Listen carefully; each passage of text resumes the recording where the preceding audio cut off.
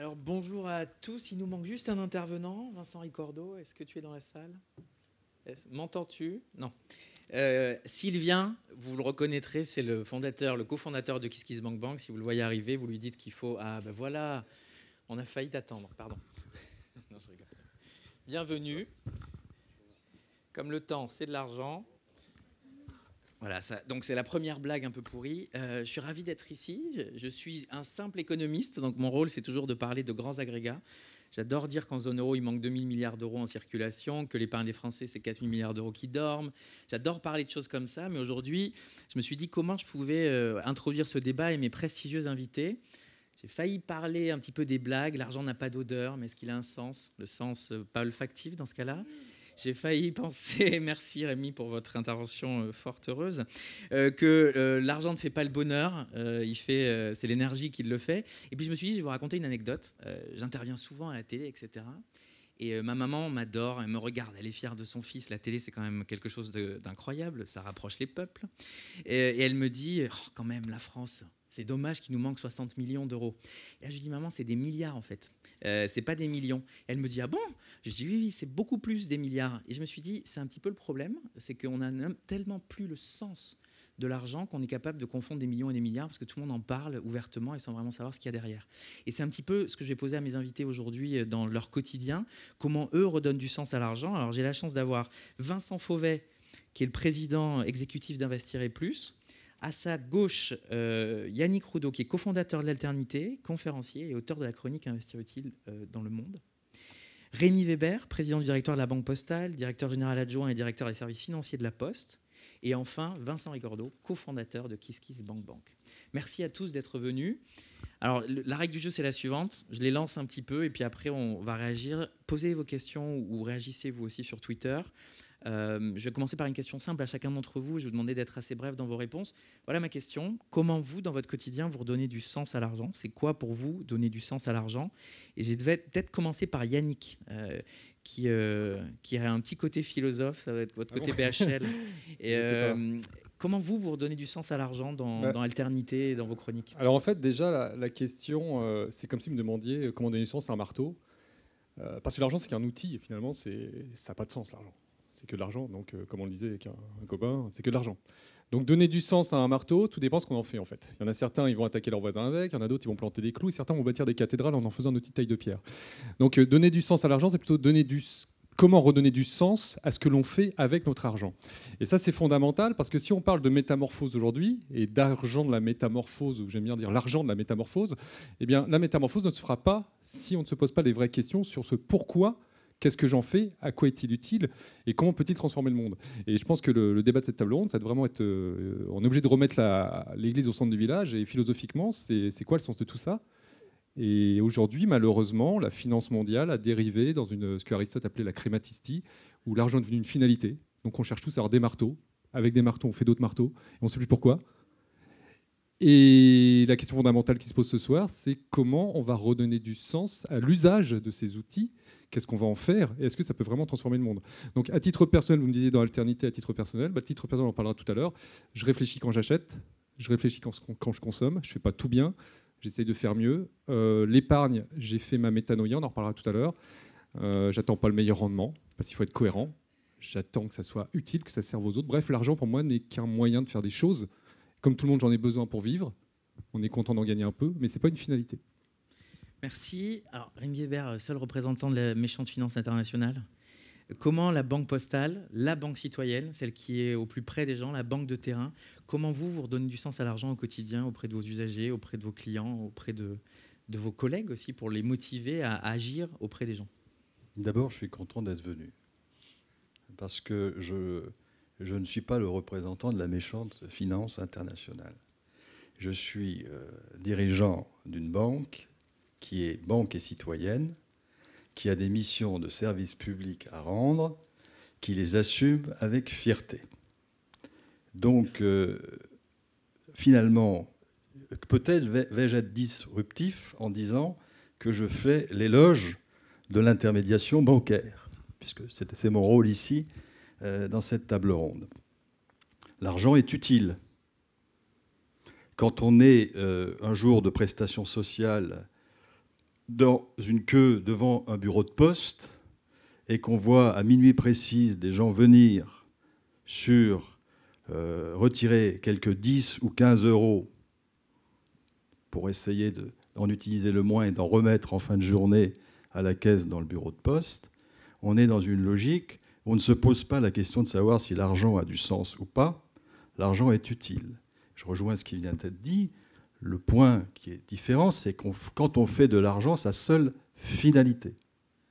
Et là, on rentre évidemment dans les excès dont on a pu voir évidemment tous les dramatiques conclusions. Et c'est bien dans ce point-là qu'il faut trouver l'équilibre. Donc je suis là pour faire l'éloge de l'intermédiation raisonnable.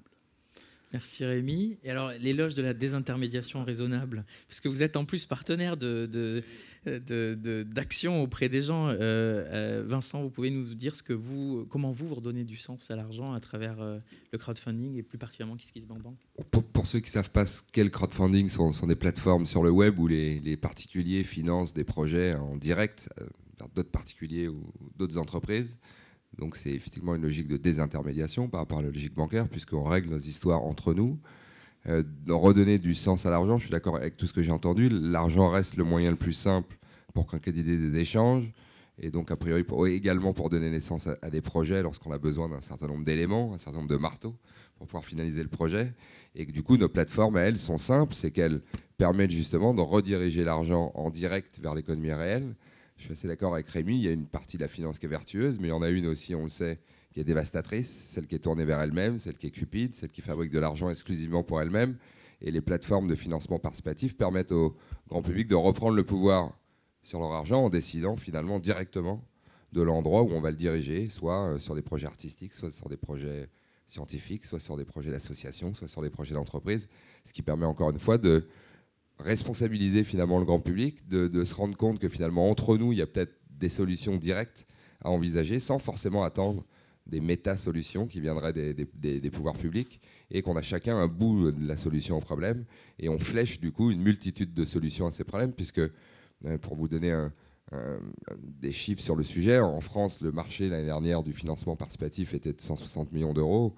Il va doubler cette année. Dans le monde, on va dépasser les 30 milliards de dollars cette année. Donc, il y a des millions de gens dans le monde aujourd'hui qui se sont aperçus qu'on pouvait reprendre, encore une fois, le pouvoir sur son argent, devenir un agent économique en fait responsable et proactif, et décider de l'endroit où en mettre une partie de son épargne. Merci. Et enfin, Vincent, alors vous aidez les entreprises à créer de l'argent. Vous êtes peut-être en amont de l'effet multiplicateur qu'est le crédit ou le crowdfunding. Comment vous, chez Investir et Plus, vous redonnez du sens à l'argent au quotidien ? Alors, pour répondre à cette question, il faut d'abord que j'explique un peu ce qu'est Investir et Plus. Investir et Plus, c'est un groupe d'entrepreneurs qui est convaincu que l'entreprise, ça peut être, pour certaines problématiques sociales, une bonne solution, voire la bonne solution. Et donc, fort de cette conviction, on s'est rassemblés, on a levé des fonds. Et notre métier, c'est quoi ? C'est d'accompagner financièrement, mais également humainement et stratégiquement des entrepreneurs qui portent des projets à fort impact social, si possible disruptifs et aussi à grand potentiel vu l'ampleur des enjeux. Alors pour revenir à la question, c'est que nous, on a 2 points là-dessus, 2 prises. C'est que déjà, on lève de l'argent uniquement auprès d'entrepreneurs. Et donc, déjà, c'est l'argent qu'on lève auprès d'entrepreneurs, ce n'est pas de l'argent qui a perdu du sens, puisque c'est de l'argent qu'ils ont réussi à créer par leur labeur durant toute leur vie. Et ça, c'est le premier point. Et le deuxième point, c'est qu'on leur dit, cet argent, c'est fantastique, parce qu'on va vous le prendre. Bon, en tout cas, vous allez l'investir chez nous. Et en plus, il va continuer à créer de la valeur. Et il va en plus créer de la valeur économique, mais aussi de la valeur sociale, puisque vous allez l'investir dans des projets à fort impact social. Alors, je crois qu'on l'a vu, vous l'avez tous clairement exprimé, c'est l'argent utile, pas l'argent final. Un autre point que je pense que vous essayez tous de démontrer dans vos activités au quotidien, c'est qu'au-delà de l'argent, il y a une question de re-responsabilisation. Je crois que l'empowerment, c'est quelque chose d'important. Yannick ?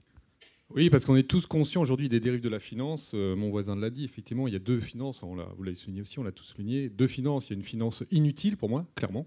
On peut vraiment se poser la question aujourd'hui de l'utilité de, on ne va pas citer des noms, mais de Wall Street, d'Euronext, des grandes places financières. Est-ce qu'elles apportent du bien-être à la collectivité, qu'est-ce qu'elles apportent au bien commun, si ce n'est qu'une grande machine à cash aujourd'hui, à faire du cash avec du cash à la vitesse de la lumière. Je pense au trading haute fréquence, où des robots passent des ordres à la nanoseconde.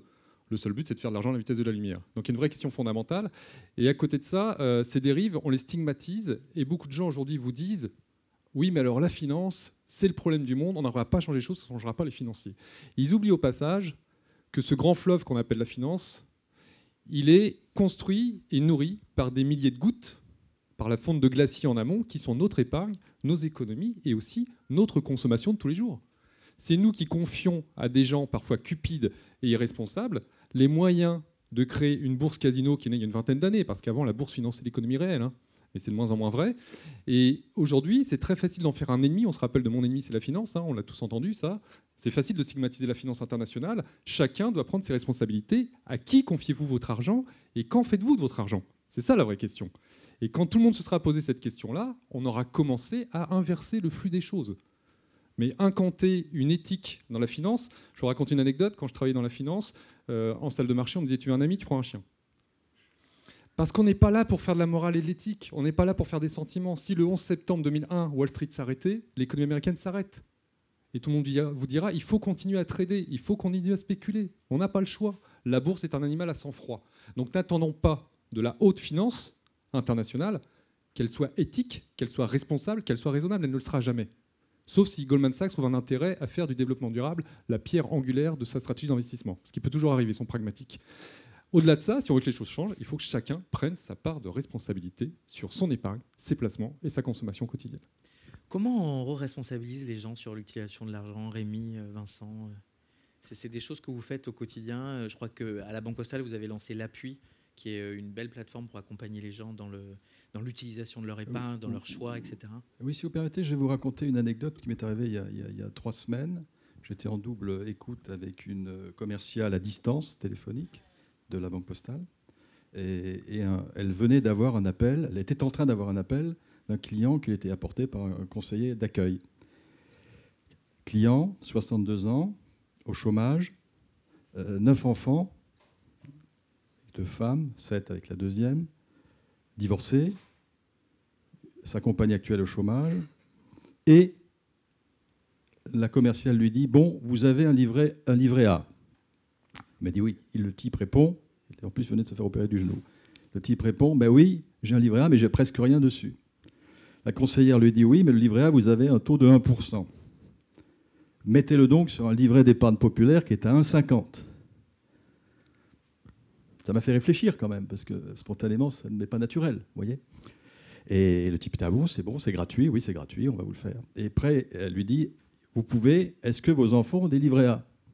Le type dit, c'est pas la peine, puisque j'ai pas d'argent à leur mettre dessus. La conseillère lui dit, si, chez nous, vous pouvez les ouvrir gratuitement, et vous pouvez les faire avec 1,50 € seulement. Ah bon? Très bien. Je préfère, par une illustration, vous dire le degré de responsabilité, de service, et même d'une certaine manière de service public, d'une bonne partie, alors rien n'est parfait partout, hein, mais de l'état d'esprit de responsabilité vis-à-vis du citoyen, du consommateur, du client, qui va au-delà de la rentabilité, parce que pour moi, tout ça, c'est tout sauf de la rentabilité. Par contre, d'une certaine manière, c'est de l'investissement dans le long terme, avec l'accompagnement de l'ensemble d'une famille, à un moment difficile, peut-être demain, il y aura des moments meilleurs, etc. Alors, l'appui, en 2 mots, l'appui, c'est, quelque part, pour les clients les plus fragiles, une plateforme complète qui est à leur service. Il y a aujourd'hui plus de 12 000 clients. Chez nous, tout le monde est client, nous sommes la banque de tous. Plus de 12 000 clients qui sont avec 3, 4, 5 entretiens téléphoniques de 3/4 d'heure, orientés, aidés. On refait leur budget avec eux, on voit où ils peuvent aller. D'une certaine manière, si je pouvais presque le dire, c'est une forme de family office pour une clientèle particulièrement fragile. Donc on est très fiers de ça, et c'est vrai qu'on a été content de le généraliser au plan national, puisqu'il y a plus de 35 personnes maintenant qui s'en occupent. Et ça donne l'idée de notre responsabilité comme banque publique, comme banque et citoyenne, et plus largement comme banque de tous. Vincent, comment vous, dans le crowdfunding, c'est peut-être plus évident parce que c'est transparent ce qu'on finance, donc on responsabilise les gens puisqu'ils voient un petit peu mieux peut-être à quoi utilisent leur épargne. Vous m'avez beaucoup parlé d'intelligence collective quand on a préparé ce plateau. comment l'intelligence collective surperforme l'intelligence traditionnelle et comment vous pensez que la finance ou le crowdfunding aujourd'hui re-responsabilise les gens sur l'utilisation de leur argent? Parce qu'on n'a pas un angle finance, nous, on n'a pas un angle argent, on a un angle projet. Et donc c'est complètement différent. C'est-à-dire qu'en fait, on ne cherche pas des classes d'actifs à vendre ou confier à des clients, qui soient rentables ou pas, peu importe. En fait, le crowdfunding est basé sur une logique inverse. C'est des plateformes qui permettent à chacun de libérer sa propre créativité, quel que soit son format, et du coup de venir confier cette créativité au public et de vérifier si le public va décider d'abonder dans le sens de sa propre créativité et donc financer sa créativité. Mais je dirais que financer, ça arrive qu'à la fin, finalement. Parce que ce que cherchent les créateurs de projets chez nous, ils ne le savent pas forcément d'ailleurs quand ils arrivent, mais ils s'en rendent compte pendant la collecte de fonds, c'est qu'en fait, ce qu'ils vont retenir de leur collecte de fonds, c'est tous les liens sociaux qui ont été créés avec les gens qui en fait vont abonder sur le projet. L'intégralité d'un dialogue avec un créateur de projet, systématiquement, tombe tous sur les petites histoires qui accompagnent la collecte de fonds. Oh, mon frère qui est avocat, qui est blindé, a mis 10 balles sur mon projet, alors que ma sœur qui habite à Lille et qui n'a pas de job a mis 200 €, pour les parties un peu ironiques. Et puis, tiens, j'avais jamais croisé ce voisin, ou à peine, je me suis aperçu sur mon projet qu'il avait mis 200 € dessus, ou dans mon village, pour un agriculteur, où les relations ne sont pas toujours, on va dire, forcément cordiales et régulières. Les types s'aperçoivent que l'intégralité du village a aidé, ou de la petite ville a aidé la boulangerie à s'implanter, ou l'agriculteur à distribuer ses produits. Donc c'est systématiquement ce genre d'histoires qui ressortent d'abord. Et en fait, elles existent avec un levier, un vecteur ou un médium qui est simple, c'est le web. Et en fait, une plateforme de financement participatif, c'est une plateforme, c'est un outil qui permet de mettre en relation deux types de communautés, et c'est des communautés qui agissent en direct entre elles. Et donc la responsabilité ou la responsabilisation, en fait, elle est à la fois affective d'abord et responsable ensuite ou en même temps. Mais en fait, les deux vont de pair. Et effectivement, cette intelligence collective qu'on analyse bien maintenant, alors pour être complètement franc, on n'a jamais monté des plateformes de financement participatif. On fait partie des pionniers dans le monde en se disant tiens, on va créer de l'intelligence collective. C'est un truc qui est venu après. On s'est aperçu de ce que ça générait, mais encore une fois, ne nous donnez pas des espèces de grandes visions humanistes comme ça qu'on aurait pu avoir à concrétiser avec du web. Ce n'était pas le cas. On est parti d'un postulat très simple qui était de dire voilà, il y a des communautés visibles sur le web autour de créateurs. Si on demande à ces communautés de donner un petit peu d'argent à ces créateurs, peut-être qu'il y a plus de projets qui vont se créer. Voilà, tout simplement. Donc cette intelligence collective, elle vient de là. Elle part d'une logique assez simple finalement. C'est le créateur met son projet sur la plateforme. Et puis mécaniquement, comme dans la vraie vie d'ailleurs, les premières personnes vers qui vous vous dirigez quand vous avez un projet, c'est vos proches. C'est votre famille, vos amis, vos voisins, vos employés, vos partenaires. Et alors, si ces gens-là vous font confiance, et seulement s'ils vous font confiance, vous avez votre jauge qui monte comme ça, l'objectif du projet commence à être atteint ou progresse. Et mécaniquement, lorsque vous avez un certain degré, les amis de vos amis s'y mettent aussi, parce que la plus grande fierté de ceux qui vous donnent de l'argent, c'est pas de vous avoir donné de l'argent, c'est de donner naissance au projet. Donc parle de ce projet. Et donc vous avez mécaniquement un deuxième cercle qui s'ajoute à ça, qui est majoritairement généré évidemment par les réseaux sociaux. Et potentiellement, si le projet est grand public, ou s'il y a beaucoup d'énergie dans le premier cercle et dans le deuxième cercle, vous allez toucher potentiellement un troisième cercle. Il y a des projets sur nos plateformes qui sont financés à hauteur de plusieurs centaines de milliers d'euros en Europe, et plusieurs millions, et même plusieurs dizaines de millions de dollars aux États-Unis, juste sur cet effet de cercle comme ça. Et donc du coup, la responsabilisation, elle est individuelle et collective. C'est-à-dire qu'en fait, on a, en partant du projet, une espèce de centre concentrique d'empathie, de solidarité et de responsabilité qui, ajoutées l'une à l'autre, construit cette intelligence collective. Et je vous invite, si ça vous intéresse d'ailleurs, c'est une petite pique pour Rémi à droite, il y a une grosse étude qui vient sortir d'Harvard, et où on s'est aperçu après 5-6 ans d'existence des plateformes de lending dans le monde, donc de prêts entre particuliers, que cette intelligence collective produit un taux de défaut qui est inférieur à celui du taux de défaut des banques. Donc on sait maintenant, on peut argumenter sur le sujet, et c'est assez intéressant quand même, parce que quel que soit le mode de calcul et la finalité, on se rend compte que cette intelligence collective, dans la pression qu'elle met sur le créateur de projet et dans la responsabilité qu'elle génère chez les individus, au final, on n'est pas devant la catastrophe attendue finalement sur la plateforme où un projet sur 3 ne se réaliserait pas, ou un projet sur 3 ne rembourserait pas ses partenaires, ses prêteurs ou ses investisseurs.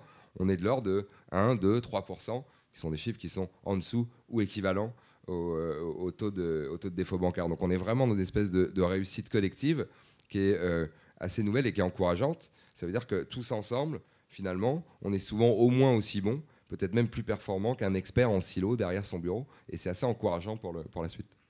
Mais vous voulez répondre pourquoi les taux de défaut de la finance des intermédiaires sont meilleurs que ceux de la banque? Je ne vais pas répondre exactement à ça parce que, comme je connais bien KissKissBank, puisque nous sommes partenaires depuis un moment, je voudrais juste dire que tout ça doit se vivre dans le temps.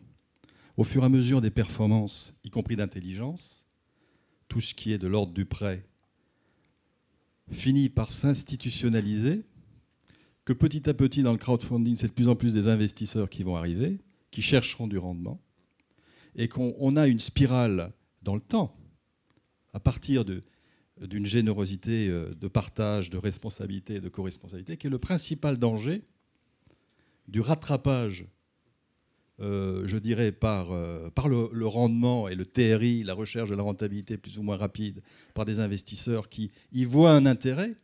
Et c'est très suspect quand vous voyez la finance internationale commencer à dire c'est formidable, le crowdfunding, ça va être génial, ça va être le truc de demain. C'est que déjà, c'est pris en main.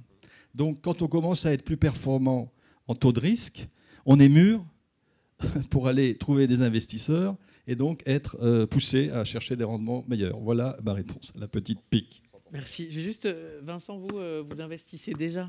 Et pourtant, vous faites ça au-delà de l'argent, les compétences, le temps. C'est comme ça que vous rendez ce que vous faites utile et que surtout vous recrutez des gens, vous collectez de l'argent de façon un peu plus utile. Comment vous voyez cette relation un petit peu à l'investissement intelligent et l'argent qui se multiplie, mais sans la finance spéculative? Oui, alors ce qui est un peu terrible, c'est que nous, quand on cherche de l'argent auprès d'entrepreneurs dont je parlais tout à l'heure, on leur demande non seulement de l'argent, mais on leur demande également du temps.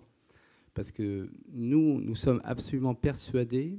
Tout à l'heure, quand j'ai défini Investir et Plus, on est une structure d'accompagnement financier, mais aussi humain et stratégique. C'est-à-dire on ne va jamais financer une structure sans mettre en place un accompagnement humain et stratégique de l'entrepreneur.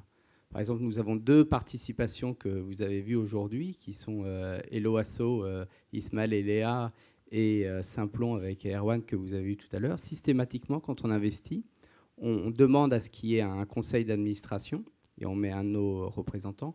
Et en plus, on met un accompagnateur personnel du dirigeant. Parce que tous les entrepreneurs qui sont dans cette salle savent qu'un entrepreneur, souvent, c'est très seul pour prendre des décisions. Et donc, nous, on met une sorte de sparring partner pour prendre les décisions. Et il est clair que c'est difficile de donner des pourcentages, mais que le support non financier, c'est-à-dire l'accompagnement humain et stratégique, est aussi important que l'accompagnement financier.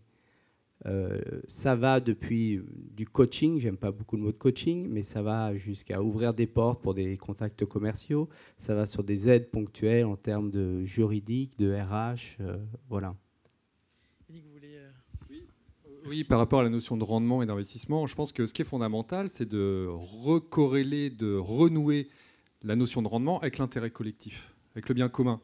C'est-à-dire que quand on parle de donner du sens à son argent, donc quand on parle d'investissement socialement responsable, de finance solidaire, de la finance éthique, qui sont 2 mots qui vont mal ensemble, mais qui existent, et ça permet de réunir la grande famille des gens qui essayent de faire autrement, et ben c'est réconcilier le fait qu'on peut exiger un rendement. Ça, il n'y a aucun mal à exiger un rendement quand quelqu'un prend un risque, qu'il investit dans une entreprise, un projet, il exige un rendement, c'est tout à fait naturel.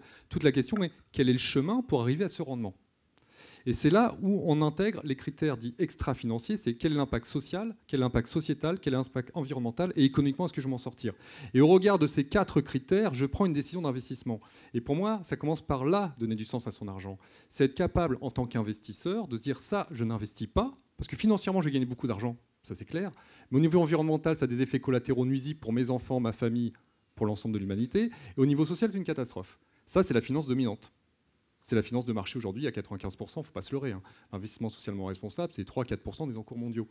Et si les investisseurs sous la pression des particuliers, de leurs épargnants, commencent à intégrer les critères socio-environnementaux dans leur décision d'investissement, et ça commence doucement, hein. Depuis 2000, en France, on a fortement augmenté. Mais c'est à nous, une fois encore, de leur dire qu'est-ce que vous faites de mon argent, dans quels fonds ils sont investis, comment vous choisissez les entreprises. Là, on commence à transformer le monde de la finance. Mais c'est extrêmement important d'apprendre cette vision complexe et globale de la finance. La finance, ce n'est pas que de la rentabilité. Milton Friedman nous a dit qu'il fallait créer de la valeur au singulier. Aujourd'hui, on commence à comprendre qu'il faut créer des valeurs au pluriel et des valeurs partagées. Donc, c'est pas antinomique. Hein. Comment vous voyez, parce qu'il y avait le sondage BVA, c'était comment compléter son revenu. Bon, alors on est toujours à faire un petit peu plus d'argent, mais moi j'ai une question pour chacun d'entre vous, c'est vous certainement, mais dans la salle, et c'est une question pour les gens qui sont sur Twitter, savez-vous où va votre argent? C'est une question que je vous ai posée un peu à tous. Moi j'ai un problème en tant qu'économiste aujourd'hui pour la France, j'ai de l'épargne qui dort, une tonne d'épargne, hein. Ça va de ce qu'on contribue pour nous, à la retraite, pour la maladie, pour le chômage. Et en fait, ces grosses masses d'argent-là, je pense que n'importe qui dans la salle, si je demande comment est investie sa retraite, hein, qui est publique, qui est redistributive, il a du mal à peut-être faire le lien avec là où va cet argent-là. Comment aujourd'hui, au-delà de l'éducation, des compétences, du temps, de la responsabilisation, comment on reconnecte les gens avec cette espèce de dépense marginale qui est souvent pas dans leurs mains en fait? Comment on fait pour aller plus loin et pour dire, voilà, il y a des grosses masses d'argent, récupérez-le, faites-dans ce que vous voulez et faites quelque chose d'utile? Je peux répondre en 10 secondes parce que je ne veux pas monopoliser la parole. Là, vous touchez du doigt le problème de l'opacité financière. On parle de numérique, c'est le sujet du jour. La finance, c'est numérisé, c'est informatisé depuis les années 86. Et malheureusement, cette informatisation s'est faite au détriment de la transparence. Plus personne ne sait là où est investi son argent, alors qu'en termes de supply chain management, on n'a jamais été aussi capable de tracer un euro investi, déposé au guichet d'une banque. Donc on pourrait le faire, mais on ne veut pas le faire. Et la question fondamentale, c'est d'inciter à reprendre l'outil numérique comme un outil de transparence. Et c'est là où le crowdfunding joue sa carte, c'est que c'est de la transparence, le crowdfunding. C'est pour ça que ça marche bien. On sait à qui on confie son argent, on sait où on l'investit. Mais même une banque de bonne volonté, eh bien l'argent, il va où après ? Posez la question à votre banquier. Le banquier veut répondre. D'abord, je suis ravi d'apprendre que je suis votre banquier. Merci d'être client chez moi. Alors, c'est pas vrai, je suis désolé. C'est pas vrai. Ah bah alors, il faut... Bon. Pas encore. Ami, c'est le moment. C'est le moment de le récupérer. C'est pas mal non plus. Donc, très simplement, dans une banque comme la mienne, on a évidemment une tradition des anciens services financiers de la Poste. La Banque Postale existe depuis 2006 et nous avons donc énormément de dépôts.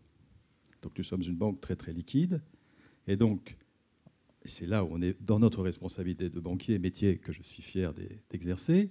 On a en face, d'abord et avant tout, à financer l'économie réelle de notre pays. Et ça, c'est le métier, on va dire, qui a été ringardisé à une période de banquier de terrain, qui est le nôtre, qui est toujours le nôtre, et nous avons une BFI extrêmement réduite, pour ne pas dire presque... Banque de finance et d'investissement. Pardon, banque de finance et d'investissement extrêmement réduite, parce que notre vocation, c'est d'être au service de notre pays. Et donc, nous, on sait exactement que l'ensemble de nos dépôts, alors on est surliquide. Alors pour nous, en ce moment, c'est un peu compliqué, puisque cette liquidité, pour le coup, elle ne nous rapporte pas beaucoup d'argent, pour ne pas dire qu'elle peut, à court terme, même nous en faire perdre un peu. Mais que faisons-nous, au fond, de nos résultats? Puisqu'au fond, il faut chercher le sens.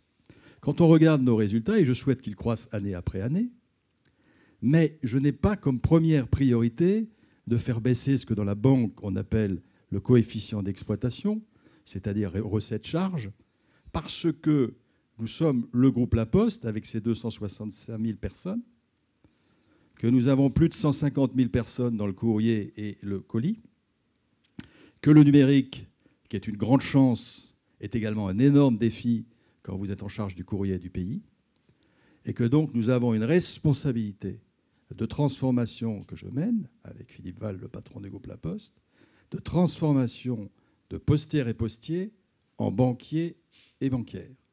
Et donc le résultat, nous l'investissons dans notre capacité à faire cette transformation. Et le résultat, il a beaucoup de sens pour les femmes et les hommes dont j'ai la responsabilité. Nous avons créé l'école de la banque pour l'ensemble des postières et des postiers. Pour vous donner un ordre de grandeur, ça veut dire que je suis en train de mettre en formation bancaire 6 000 managers, 70 000 personnes. Et donc, toutes ces personnes, ce sont les personnes que vous rencontrez dans les bureaux de poste qui sont à votre service. pour être vos conseillers bancaires aujourd'hui et demain. Donc on sait pourquoi on fait du résultat et on ne le fait pas pour faire du résultat immédiat, pour participer à quelconque spéculation. Non, c'est pour investir, pour avoir les fonds propres, pour être aussi le tiers de confiance qu'il faut être. Parce que dans tout ce mouvement de l'économie qui bouge, n'oubliez jamais qu'il faut quand même aussi un peu de fonds propres et de régulation pour être sûr que son argent est bien placé. Pas trop de régulation, beaucoup de fonds propres. Et là, on a les clés de ce qui est une certaine transparence et sécurisation de l'ensemble du dispositif. Vincent, je vous laisse la parole. Juste, Monsieur Bidule est très drôle, donc je voulais vous faire partager ses tweets. Donc là, argent trop cher, l'avenir n'a pas de prix, téléphone. Et puis avant, il disait redonner du sens à l'argent, c'est savoir dans quel sens je mets ma carte de crédit dans le guichet. Et donc je ne sais pas qui c'est, mais je trouve qu'il a un certain humour parce que après avoir parlé de digitalisation et de sujets un peu sympas, on a eu des neurosciences, on a eu des paléoanthropologues. Maintenant, on parle d'un truc un peu sérieux, un peu plombant, hein, le fric, parce qu'il en faut quand même. Mais en même temps, c'est pas très drôle comme sujet. Donc je vous remercie d'être resté avec nous. Vincent, vous vouliez dire quelque chose au sujet de... Peut-être deux bonnes nouvelles et une mauvaise nouvelle. La bonne nouvelle, c'est que dans le financement des entreprises sociales, il arrive un peu le même phénomène de ce qui se passe dans le crowdfunding, c'est-à-dire qu'il y a des investisseurs institutionnels maintenant qui arrivent. Et c'est une bonne nouvelle parce que ça apporte de la liquidité et des fonds à des entreprises qui n'étaient pas bancarisées ou bankable, comme on dit en anglais jusque-là. La mauvaise nouvelle, quelque part, c'est qu'il y a quand même une certaine hypocrisie parce que si on parle de tous les fonds, des fonds solidaires, les fameux fonds 90-10, sans entrer trop dans les détails, c'est des fonds en fait qui placent seulement 10% de leur argent dans des entreprises sociales, voire 3% parce qu'elles peuvent le placer dans des structures intermédiaires qui doivent au moins avoir 33%. Mais derrière les 90%, ça reste des sous-jacents tout à fait classiques. Donc il y a quand même une certaine hypocrisie dans tout ça. Mais je veux quand même terminer, en tout cas ce propos-là, par une bonne nouvelle, c'est que on voit l'émergence, on a parlé de frugalité ce matin ou en début d'après-midi, et ce qui est absolument extraordinaire, c'est que tous les nouveaux modèles qu'on voit émerger d'économie collaborative, d'économie participative, c'est finalement des modèles qui sont assez frugaux en termes de consommation en capital pour certains en tout cas, et donc on apprend finalement avec l'argent ne devient plus essentiel comme ça pouvait l'être avant. C'est-à-dire que maintenant, on arrive à développer des entreprises avec relativement peu d'argent, grâce à la contribution des utilisateurs notamment, et à faire vraiment mieux avec moins. Donc c'est plutôt une bonne nouvelle de ce côté-là. Comment, on voit tous l'émergence de ce qu'on appelle les crypto-monnaies. Vous avez entendu parler des bitcoins. Il y a le troc qui revient. On voit des monnaies locales se développer. Et c'est particulièrement vrai chez les jeunes. Il y a une certaine défiance vis-à-vis du système financier. Et pourtant, l'argent, la défiance, on ne l'a pas forcément parce qu'on a tous besoin d'argent pour aller faire ses courses, etc.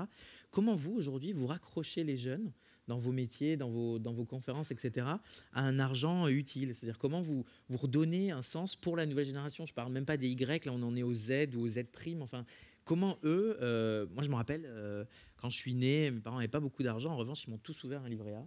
Enfin, tous, mes 2 parents, donc ça faisait un livret A, mais enfin, et il devait y avoir 100 francs à l'époque, tout le monde était amené à contribuer à la communion et tout ça, mais enfin, au final, je ne sais pas ce qui est arrivé avec cet argent, je devrais d'ailleurs demander à mes parents, parce que peut-être que ça a travaillé entre-temps. Comment aujourd'hui on redonne confiance à l'argent utile? Parce que la fiscalité ne donne pas envie de gagner de l'argent, le patrimoine, c'est quelque chose qui est quand même assez réservé à certaines lignées.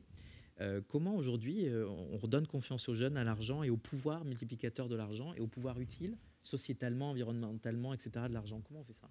Alors moi, les jeunes que je rencontre dans les cours que je peux donner dans différentes grandes écoles, je me rends compte que ce qui leur parle, c'est quand on leur explique que leur argent est un moyen de soutenir des entreprises vertueuses, entre guillemets, c'est-à-dire des gens qui font attention à leurs conséquences environnementales, sociales, et qui sont économiquement rentables, parce que si elles sont plus rentables, elles mettront la clé sous la porte. Donc ils arrivent très bien à concilier l'environnement, le sociétal et l'économique, la durabilité, ce qu'on appelle le développement durable. Et ça leur parle. Et ces jeunes qu'on a décrits toute la journée comme génération pourquoi, génération en quête de sens, s'ils cherchent du sens dans leur vie, s'ils cherchent du sens à leur vie, du sens dans leur travail, ils vont chercher du sens à leur argent. Et eux, ils vont faire le lien extrêmement rapide que nous, schizophrènes, nous n'avons pas encore fait. Nous sommes des générations qui disent oui, il faut changer le monde, on est là pour le refaire.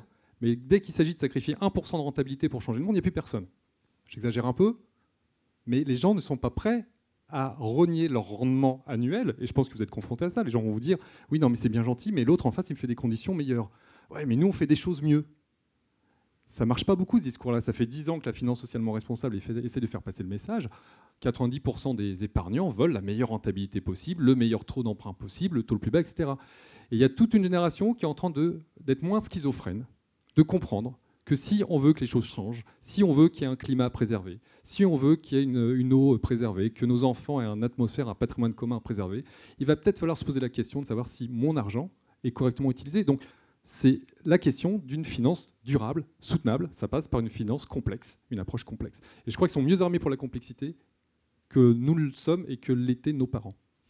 Comment on recrute des jeunes alors en crowdfunding, c'est un peu le bread and butter, mais comment on fait en sorte qu'on ait encore plus on profite de cette transition démographique de façon positive dans le financement participatif? Dans les métiers qui sont les nôtres, on reçoit 500 CV par semaine, donc du coup, on n'a pas trop de difficultés à recruter des jeunes. Le tout est après de recruter des profils qui vont s'intégrer à nos entreprises, à la nature de nos entreprises. Mais je pense que ce que tu dis est fort vrai. Il y a quand même un vrai virage. Et encore une fois, c'est ma casquette de crowdfunder, mais l'argent vient qu'après. C'est pas la clé. C'est pour changer les choses en mieux. La question, c'est pas comment on va mieux utiliser notre argent. C'est en fait quelle est l'énergie créative qui permet sur des projets individuels et collectifs, communs, qui vont les uns après les autres, les uns cumulés aux autres, changer les choses en profondeur, d'abord à son niveau et potentiellement à un niveau beaucoup plus large. Et aujourd'hui, je m'en aperçois quasi tous les jours lorsqu'on donne pas des cours pour le coup, mais des conférences dans les écoles sur le sujet. Les classes liées à l'entrepreneuriat, entre celles d'aujourd'hui et celles, je ne parle pas d'il y a 10 ans, celles d'il y a 5 ans, ont quintuplé dans toutes les écoles. Pour la première fois, vous avez tous vu le sondage. Il y a un sondage qui est sorti il y a 15 jours. Le même sondage il y a 2 ans, on disait que la majorité des jeunes voulaient être fonctionnaires. Le dernier sondage, exactement le même, donne 55% de jeunes de moins de 25 ans qui veulent monter leur entreprise. Donc du coup, encore une fois, l'argent viendra après. C'est-à-dire que mécaniquement, quand même, pour ces projets, il faut de l'argent. Et pour le coup, il y a plusieurs pistes pour aller chercher l'argent. Il y a le crowdfunding, il y a les banques. Et il y a effectivement potentiellement des moyens qui vont être encore plus alternatifs que cela en dehors des banques. Mais encore une fois, le Bitcoin, qui est ultra spéculatif, n'a pas grand-chose à envier, finalement, hormis sur le fond et sur son asset techno qui est intéressant parce qu'il est open source, mais dans sa volatilité, il est au moins aussi dangereux que les subprimes de l'époque, je trouve. C'est mon avis, même si la mécanique est intéressante, je trouve. Et donc, du coup, encore une fois, je ne pense pas que ce soit l'angle de l'argent en tant que tel, qui soit le bon angle pour comprendre les mutations qui vont arriver demain. Encore une fois, et c'était en préambule, et je reviens sur ce que tu disais, l'argent, ça reste qu'un outil. Ça n'est qu'un outil. Alors c'est vrai que l'école des monétaristes l'a placé au plus haut de la valeur unique mondiale. J'ai lu un bouquin d'il n'y a pas tellement longtemps de Rocard qui disait qu'il fallait condamner impérativement toute l'école de Chicago contre crime contre l'humanité. Alors je le laisse responsable de ses paroles, mais pour autant, il y a quand même eu un problème depuis une trentaine d'années. Et aujourd'hui, je te rejoins, les jeunes pensent quand même, quand je dis les jeunes, je parle des générations qui vont sortir de l'école, ils ont un point de vue qui est différent. On s'est trompé sur un point majeur dans l'économie, c'est que la croissance qui est le symbole, soi-disant, du bien fondé de l'économie, de l'humanité, partait d'un principe qu'on était dans des ressources infinies. Mécaniquement, si chaque année on doit cumuler des points de croissance, ça ne fonctionne que si les ressources qui sont à notre disposition sont illimitées. Or, c'est pas vrai. Et on s'en rend compte depuis pas tellement longtemps, finalement. Et donc, du coup, ne serait-ce que ce ratio-là, qui est de se dire, mais est-ce qu'on doit naître pour gagner sa vie, pour générer de la croissance? Aujourd'hui, les mômes de 25 ans n'y croient pas une seule seconde, pour la plupart. Et donc, du coup, ça remet en cause, non pas l'existence de l'argent en tant qu'outil, mais l'existence de l'argent en tant que valeur centrale, qui, j'espère, effectivement, dans les années qui viennent, dans les décades qui viennent, disparaîtra. Juste pour rebondir, c'est que non seulement on voit cette énorme augmentation des jeunes qui veulent devenir entrepreneurs, mais il y a une énorme proportion de ces jeunes qui ne veulent pas faire n'importe quelle entreprise, mais des entreprises sociales. Parce qu'il y a à la fois une quête, je pense, de liberté, une quête d'entrepreneuriat, une volonté d'être acteur du changement et pas spectateur qui va subir le changement, mais en plus vraiment une quête de sens. Et nous, tous les jours, on voit des entrepreneurs qui viennent des grandes écoles aussi, qui arrivent, qui ont renoncé à des grands salaires dans des boîtes de consulting, etc., et qui viennent et qui sont porteurs de projets sociaux. Donc, ce que vous dites... Rémi, allez-y. Oui, il y a une énorme proportion de jeunes qui sont au chômage aussi et qui, eux, n'ont qu'une envie, c'est de trouver un travail et de gagner de l'argent. Et je voudrais revenir sur un ou deux points. On a lancé il y a quelques mois un nouveau dispositif qu'on trouve sympa, à savoir sur l'ensemble de l'épargne réglementée, proposer aux clients de mettre une partie de l'intérêt à disposition des 12 grandes associations humanitaires qui sont avec nous dans le club de l'initiative que nous avons créé pour aller de l'avant dans l'ensemble dans cette difficile accompagnement des plus fragiles. La générosité est quand même inégalement répartie et elle n'est pas tellement sur les générations. Les jeunes ne sont pas plus généreux là-dessus, sur leur livret A, que le sont les personnes d'autres générations. En réalité, il y a à la fois beaucoup d'épargne, et on peut vraiment parler même presque d'une frilosité. On parle toujours de la frilosité des banquiers. Mais c'est le pays qui est frileux. Tout va vers l'épargne et vers l'individualisme. Donc tous les mouvements, tout ce qui peut permettre de sortir de ça, qui crée du lien, qui crée autrement, qui crée de la responsabilité, du partage à partir de raisonnements qui soient croisés et pas seulement dans cette idée. Parce que l'essentiel quand même de notre épargne, elle n'est pas là ou là, elle est faite simplement pour l'individualisme maximum. J'entends ce que vous dites, mais enfin, le problème, c'est que depuis 8 ans, oui, parce que c'est vrai, on nous vous avez répète, raison de l'entendre. j'entends et j'écoute et j'acquiesce, mais on nous répète depuis 8 ans qu'on est en crise. Comment depuis 50 ans, enfin, ça commence à faire beaucoup 50 ans, mais enfin, non, mais depuis 2008, on va dire, on est en crise, etc. Là, je trouve que cette statistique sur l'entrepreneuriat montre bien que les jeunes veulent reprendre des risques et donc aussi créer de l'argent parce qu'ils redonnent du sens à leur valeur travail, à leur valeur salaire, et du coup devraient créer de l'argent. Ils le font en plus de façon responsable. Mais comment on fait aujourd'hui pour les rassurer, pour recréer un climat de confiance, pour leur démontrer que l'épargne peut être utile? Moi, quand on a de l'épargne, parce qu'en effet, souvent, le vrai problème, c'était le client que vous aviez au téléphone avec votre commercial, c'est qu'on n'a peut-être même pas d'épargne à investir ou qu'elle est très faible. Quand on a de l'épargne aujourd'hui, comment on fait pour l'activer, pour la faire bouger, pour la rendre multiplicatrice? C'est pas Jésus qui multiplie les pains et les poissons, mais enfin, on est dans une situation où on se rend compte qu'on a un rôle à jouer pour faire fonctionner ce système. Vous, en tant que professionnel de ce secteur-là, nous, en tant qu'utilisateurs, comment on fait pour la faire bouger, cette épargne, pour la fluidifier? En fait, moi, je reviens à la philosophie, c'est que tant qu'il n'y a pas de mutation philosophique de l'individu et donc de la collectivité, parce que le collectif ne change que si Pascal l'individu Pic, change. le paléoanthropologue, est parti, et apparemment, ça prend des centaines d'années. Hein. Oui, Donc, mais s'il faut attendre... Tant qu'il y a pas, oui, mais on est un peu condamné à muter philosophiquement, aller vers la grande métamorphose, qui est le sujet du jour. Hein. Edgar Morin, Patrick Vivray est là, il va en parler mieux que moi. On est condamné à aller vers cette grande métamorphose. Patrick dit grandir en humanité, on n'a pas le choix, c'est l'évidence. Et tant qu'on n'a pas fait cette métamorphose philosophique qu'on appelle en finance, qu'on peut appeler la métanoïa, c'est-à-dire changer son rapport à l'argent. C'est ça la métanoïa. La métamorphose, c'est le corps qui change, la métanoïa, c'est l'état d'esprit qui change. Tant qu'on n'a pas fait cette métanoïa, on ne changera pas les choses. Donc dire aux gens, on est en crise, tant qu'on reste dans le culte de la rentabilité à tout crin, à tout prix, rien ne changera. Donc si on veut que ça change, il faut que l'individu change, et j'en reviens à la responsabilité, que chacun réalise sa métanoïa, prenne ses responsabilités et se dise: que vais-je faire de mon épargne pour aider des gens, comme tu l'as dit, qui n'ont pas les moyens, eux, d'agir, parce qu'ils sont démunis. Mais nous tous qui avons les moyens, ceux qui dans la salle ont les moyens de faire quelque chose, doivent sortir de cette salle avec une décision. Qu'est-ce que je fais demain matin d'une partie de mon argent? Dans quoi je l'investis? À qui je le confie? Et à quoi ça va servir? Je vous laisse Méta-ionisez-vous. Méta-ionisez-vous. Vincent. Nous, de manière... Alors moi, je ne suis absolument pas philosophe, je suis désolé, mais de manière beaucoup plus concrète, nous, notre mission par rapport à ça, c'est de créer des exemples qui donnent envie et qui donnent confiance. J'espère que quand vous entendez les personnes de Simplon parler, ça vous donne envie. J'espère que quand vous entendez les personnes d'Eloasso parler, ça vous donne envie. Nous, c'est notre responsabilité de créer des exemples, créer des succès pour que ceux-ci grandissent et puis que ça pousse d'autres à en créer d'autres. Donc vous redonnez tous du sens à l'argent, mais c'est quand même dans la croissance. Hein. C'est-à-dire qu'il faut redonner de la direction. Rémi, vous allez dire. Oui, moi je voudrais aussi avoir un message assez positif qui vient finalement du fond de mon entreprise. Quand vous êtes facteur, vous devenez facteur guichetier.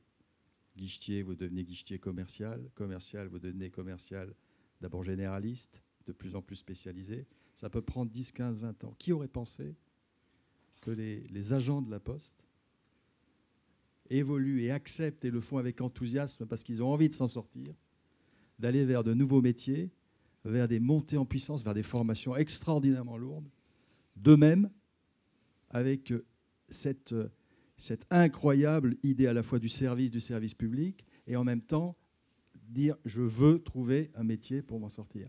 Moi, j'y trouve beaucoup de points. Alors là, c'est en intra-entreprise, mais c'est la même chose dans l'entrepreneuriat extérieur.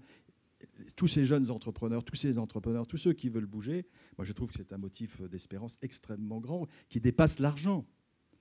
Parce qu'on a envie, parce qu'on a une conviction, parce qu'on a de la force, parce qu'on s'en trouve parfois collectivement. Et je trouve ça génial, moi. Voilà. On parlait d'acteurs du changement et de changement philosophique. Je partage complètement ce point de vue. Moi, je suis né en 69. Donc en 73, belle année. 73, première crise, j'étais un peu petit pour comprendre ce qui se passait, mais que j'ai vite vu assez bien quand même dans mon environnement qu'on parlait de crise réelle. Donc j'étais ado dans les années 80, qui était une vraie période de crise dans les années 80. C'était vraiment la crise. Aujourd'hui, les années 80, quand on se retourne, on les appelle les années fric. Bon. Donc du coup, c'est d'ailleurs franchement un des symboles sémantiques qui m'ont fait réfléchir à plein de choses et peut-être m'amener d'ailleurs à ce que je fais aujourd'hui, mais c'est d'abord un problème de sémantique, cette histoire de confiance. Il y a, et derrière la prise de conscience, et je te rejoins, la prise de confiance collective philosophique, il y a donc une sémantique qui se met en place, et cette sémantique qui accouche de quelque chose de favorable ou de pas favorable, et de changement en profondeur ou pas. Il y a un pont monumental à créer entre, on va dire, les institutions ou les acteurs de l'économie telle qu'elle fonctionnait avant et la façon dont on fonctionne aujourd'hui. Je prends l'exemple de la Banque Postale 2 secondes, mais la Banque Postale, c'est la première banque au monde à avoir fait un partenariat avec une plateforme de crowdfunding. Pourquoi ? Parce que la Banque Postale s'est dit un jour, lorsqu'on les a rencontrés, ah bah tiens, finalement, vous n'êtes pas concurrents avec ce qu'on fait. Vous répondez à nos carences. Et plutôt que de se planquer avec nos carences, eh bien on va dire... Peu nombreuses, mais en tout cas, celle-ci c'en est une. C'est-à-dire que quand vous appelez Jean-Jacques et que vous habitez à Montauban et que vous voulez monter une pièce de théâtre, c'est très difficile de la faire financer dans une banque. Et donc, du coup, il nous arrive d'avoir des coups de fil de Jean-Jacques de Montauban de la Poste qui nous passe le Jean-Jacques en question en direct pour lui dire, voilà, cette pièce de théâtre, moi, je ne la financerai pas. Et je pense que c'était dans ce plan-là, pas pour faire de la pub à la Banque Postale, mais pour montrer qu'il y a un lien essentiel et vital à faire, si on veut vraiment changer, dans une logique de disruption qui doit être assumée par l'intégralité de la société, des acteurs fondamentaux, on va dire des 100 dernières années représentant la deuxième et la troisième révolution industrielle, pour partager le futur vers la quatrième révolution industrielle qu'on est en train de vivre, véritablement. C'est-à-dire cette espèce d'interconnectivité ultra rapide et en masse. Et s'il n'y a pas de consensus global, un consensus général entre des acteurs institutionnels, les politiques, les universitaires, les philosophes, les entrepreneurs et les jeunes générations, rien ne changera. Et il est vital du coup d'appuyer mécaniquement sur des briques qui sont faciles à saisir, qui ne demandent pas une remise en cause philosophique, individuelle ou collective trop profonde, parce que je pense que l'humanité n'a jamais réussi à le faire, elle n'a évolué que par changements successifs. Et ces briques-là, elles sont aujourd'hui complètement accessibles à tous les niveaux, elles partent de soi-même. C'est-à-dire que cette responsabilisation perso dans la lecture de la vie qui nous est proposée aujourd'hui doit être radicalement différente de celle qu'elle était hier. Et ce qu'on doit enseigner aujourd'hui, j'entends, est-ce qu'on doit enseigner le latin ou le grec, est-ce qu'on doit enseigner le code ou pas le code, c'est secondaire. C'est-à-dire que là, je rejoins Edgar Morin aussi sur le sujet, et ton point de vue, c'est il faut remplacer ce qu'on a cru être une science, c'est-à-dire l'économie, par la philosophie, individuellement, pour que chacun arrive à se replacer dans une logique commune et collective pour assumer son propre changement. Et il y a, à mon avis, par ce prisme-là, qu'on fera changer les choses. On voit bien ce qui se passe au niveau méta-décision. Il ne se passe pas grand-chose parce qu'on est englué dans des histoires de lobby, de responsabilité individuelle et des instantés. Il n'y a que par une responsabilisation collective, mais par la base individuelle, qu'à mon avis, on arrivera à faire changer les choses. Et j'espère que nos plateformes de crowdfunding en font partie, là où la créativité naît, se régénère à tous les niveaux et en masse, grâce aux individus entre eux, sans compter, encore une fois, sur les intermédiaires ou sur les acteurs classiques. Non pas qu'on veut les bannir du système, mais parce que c'est cette logique d'interconnectivité individuelle qui fera prendre conscience individuellement qu'on a notre rôle en tant qu'agent économique et en tant que citoyen pour faire bouger les choses. Merci à tous. On va s'arrêter là. Est-ce que vous avez un mot Il y a la musique qui retentit, donc ça veut dire qu'il faut bientôt quitter la scène. On a 3 minutes. C'est moins que les 7 minutes. Est-ce que vous avez un dernier message à faire passer sur ce sujet ? Redonner du sens à l'argent. On a parlé de complémentarité des systèmes, on a parlé des générations, on a parlé des différents types de responsabilisation d'éducation. Vincent, est-ce que vous avez un message à faire passer, non pas à la foule, mais même à vous-même? Comment vous, au quotidien, vous allez redonner du sens à votre argent?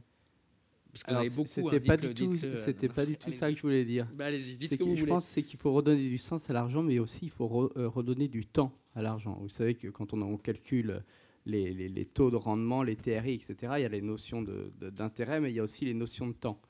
Et ce qu'on voit, nous, dans notre secteur des entreprises sociales, les entreprises sociales, c'est des entreprises qui ont exactement les mêmes difficultés que des entreprises classiques, et en plus qui s'en rajoutent. Du coup, une entreprise sociale, pour réussir, elle peut avoir besoin de plus de temps qu'une entreprise classique. Et je pense qu'il faut redonner du temps à l'argent, c'est-à-dire du temps et de la bienveillance. Nous, en amont, c'est essayer de passer, avec tous ces jeunes qui sont des porteurs de projets absolument fantastiques, de passer du temps, même si on ne peut pas encore investir chez eux, de semer des graines. Donc, c'est prendre du temps pour investir et après, investir dans le temps. Quand on a recréé Investir et Plus, on a hésité à se structurer comme des fonds classiques qu'on appelle les FCPR ou les FPCI. Mais ça, c'est des structures de fonds qui, structurellement, elles sont limitées dans le temps. C'est-à-dire que vous devez investir et vous devez revendre. Et nous, en fait, on s'est dit, ben non, ça ne va pas, parce que si l'entreprise, au bout de 5 ans, on n'a pas fait le job, faut continuer à l'accompagner. Donc, on a décidé de se structurer en SAS à capital variable. Et du coup, nous, notre deal avec les entrepreneurs, avec Ismaël, avec Erwan, que vous avez vu, c'est on reste à vos côtés tant que vous avez besoin de nous, tant qu'on est en valeur ajoutée. Et après, on peut passer le relais. C'est le capital patient. Yannick, merci Yannick, de cette conclusion. oui, oui, c'est moi, Yannick. Moi, je pense que pour faire très vite, que l'argent doit être uniquement un outil de réalisation de sa vie, de son projet de vie, c'est tout. Et gagner beaucoup d'argent, c'est pas un mal. Il faut se réconcilier avec ça. Mais alors, ça vous donne une marge de manœuvre phénoménale pour changer le monde. Donc, gagnez-en beaucoup et faites beaucoup de choses de bien avec. Ou si vous en gagnez peu, eh ben, faites bien avec déjà ce peu et aidez ceux qui n'en ont pas. Donc, il y a un effet d'entraînement et une part de responsabilité encore. Et faites votre métanoïa. Merci Yannick. Rémi, un mot de conclusion. Moi, je vais être en conclusion, finalement, dans l'idée de dire il faut tout essayer. Quelles que soient les formes de financement, à partir du moment où on respecte un certain nombre de valeurs. Et dans le monde qui est le mien, celui de la banque, il faut savoir mettre des valeurs. Nous sommes par exemple en train de travailler, vous savez que les postiers prêtent serment. Nous sommes en train de travailler à faire en sorte que les banquiers de la Poste, de la Banque Postale, soient également dans cette logique. Pour que quand on est dans ce métier de banquier, on apporte de la transparence, de la compétence. Alors moi, je fais une transformation assez majeure de personnes, donc ça prendra un peu de temps pour certains d'entre eux, et de la valeur, qui tourne autour des tarifs clairs, bien compréhensibles, tout un ensemble de sujets, de pas là pour essayer de gruger le client, de lui mettre le plus possible en phase de compréhension déjà de ce que sont les produits, être dans une logique de bon conseil, etc. Et ça, au fond, je pense que c'est ce qu'on peut faire de mieux quand on est tiers de confiance, quand on est à la fois côté dépôt et côté crédit, et qu'on fait tourner tout ça au service de l'économie de son pays. Voilà. Merci. Vincent, un mot de conclusion? J'ai beaucoup parlé déjà juste avant. Encore une fois, ce rapport à l'argent, il est complexe. Il est aussi complexe que le rapport à soi-même. C'est-à-dire qu'il est protéiforme, il est multiple. Et le problème, c'est pas l'argent, c'est ce qu'on fait de l'argent. Et encore une fois, si demain on trouve quelque chose qui est finalement moins pernicieux et moins vicieux que l'argent pour faciliter les échanges, je pense que d'un commun accord, tout le monde ou presque sera d'accord pour le remplacer. Aujourd'hui, c'est l'outil le plus simple qu'on connaisse. Et il faut l'accepter tel quel, le dédiaboliser et l'utiliser à bon escient et faire en sorte, encore une fois, que ce soit un vecteur positif collectif plutôt qu'un vecteur individualiste, prédateur et cupide. Merci beaucoup. Merci. Vous pouvez applaudir mes invités. Merci à Jean-Michel et à Véronique pour ce beau thème sur redonner du sens à l'argent.